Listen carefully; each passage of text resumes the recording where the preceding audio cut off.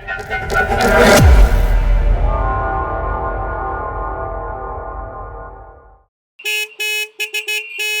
लड़का संतोष है, एक ऐसा बच्चा जिसने अपना बचपन गांव की गलियों में दौड़ते भागते बिताया था, जहां मिट्टी की सोंधी खुशबू थी, खुला आसमान था और सबसे ज्यादा अपने थे।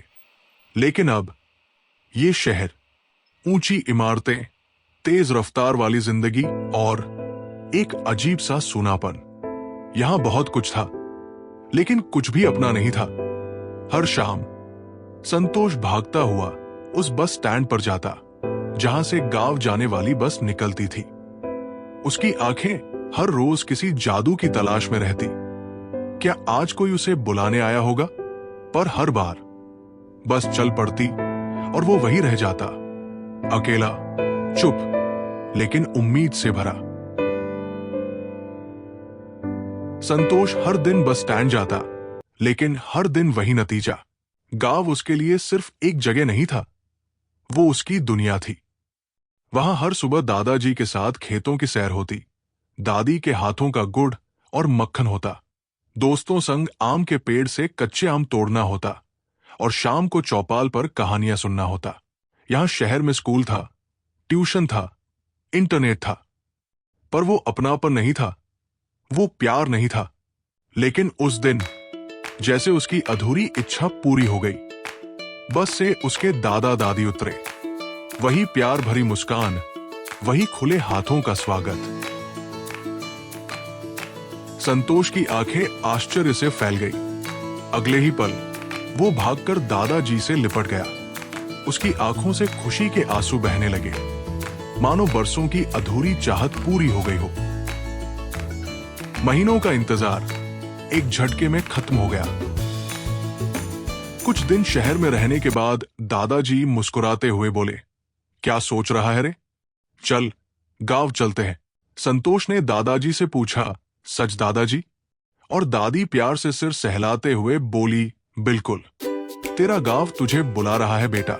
सुबह संतोष गांव जाने के लिए तैयार हो जाता है और बस में बैठते ही संतोष की आंखों में फिर से वही चमक लौट आई।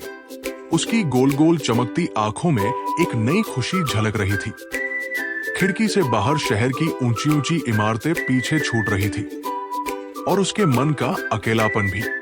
और फिर वो पल आया, बस गांव में रुकी और जैसे ही संतोष उतरा, उसे अपनी खोई हुई दुनिया वापस मिल गई। उसने मिट्टी को हाथ में लिया और उसकी सोंधी महक को महसूस किया। गांव के बच्चे दौड़कर उसके पास आए। संतोष भैया आ गया। खेतों में दौड़ते हुए उसने खुद को आजाद महसूस किया। दादी ने अपने हाथों से गर्म रोटी पर मक्खन रखकर उसे खिलाई। उसने पहला कौर मुंह में डाला और उसकी आंखों से आंसू गिर पड़े। शहर में बहुत कुछ मिलता है, लेकिन ये स्वाद, ये प्यार कहीं नहीं। इस तरह संतोष ने दादा दादी के साथ खूब मजे किए गांव में रहकर। कुछ दिन बाद जब संतोष के फिर से शहर लौटने का समय हुआ, तब दादाजी ने उसे पास बिठाकर समझाया, देखो बेटा, कल तुम शहर चले जाओगे, लेकिन उदास मत होना। ऐसे मन छोटा नहीं करते। हमारा और गांव का प्यार हमेशा तुम्हारे दिल में रहेगा। तुम शहर में भी हमें याद कर सकते हो, लेकिन खुशी के साथ। अपनी पढ़ाई पर ध्यान दो, अच्छे से मन लगाओ। और हां, जब स्कूल की छुट्टियां होंगी तब फिर से गांव आ जाना। पर बेटा, बस स्टैंड पर बैठकर उदास मत रहना। ये लो गांव की मिट्टी, जब भी हमारी याद आए इसकी खुशबू लेना।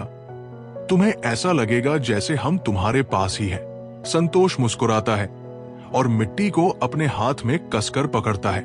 संतोष अब जान गया था, रिश्ता सिर्फ जगहों से नहीं, दिलों से जुड़ा होता है। वो समझ गया कि दादाजी उसे गांव क्यों लाए थे। अब वो उदास नहीं होगा, बल्कि इन यादों को अपने दिल में संजो कर रखेगा। हम चाहे जितना भी आगे बढ़ जाए, हमारी सबसे कीमती दौलत वही यादें होती है, जहां प्रेम, अपनापन और सुकून बसता है। लेकिन यादों में खो जाना नहीं, बल्कि उनसे सीखकर आगे बढ़ना ही सही राह होती है।